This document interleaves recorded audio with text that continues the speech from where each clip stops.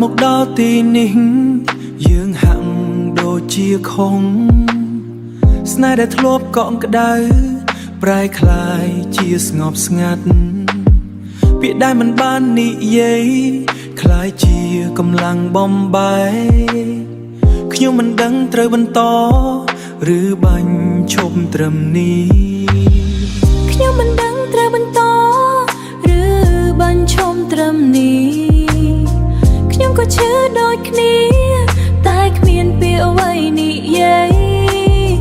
ចិនចង់ទុំទល់តែភ័យបាត់អ្នកទៅ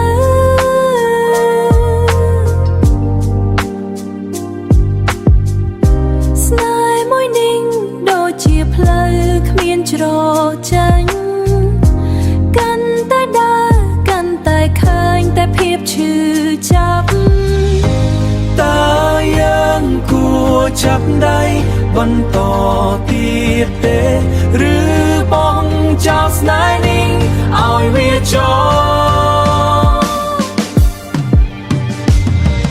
យើងមកដល់ផ្លូវតមិនដឹងទៅណាមុខគឺអាកុដដែលមិនច្បាស់លាស់ក្រោយគឺអាដិនដែលពោពេញដោយស្នេហាតើយើងគួរជ្រើសថានឹងមិនបោះអ្វីនៅចំណុចនេះ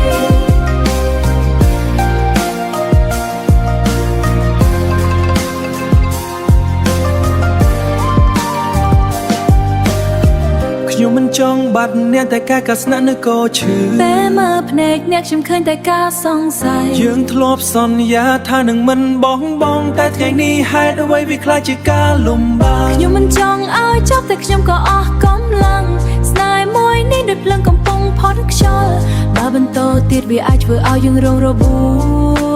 សតែបើបាញ់ឈប់ខ្ញុំប្រហែលជាគ្មានផ្លូវឲ្យស្នេហ៍បន្តយើងមកដល់ផ្លូវតមិនដឹងទៅណាមុខគឺអាកុដដែលមិនច្បាស់លាស់ក្រោយគឺអាដិនដែលពោពេញដោយស្នេហាជ្រើយើងបោះអ្វីនៅចំណុចនេះជាចុងផ្លូវសូមចាំថាយើងធ្លាប់ស្រឡាញ់គ្នាពិតប្រាកដទោះបីជាមិនអាចបន្តទៅជាមួយគ្នា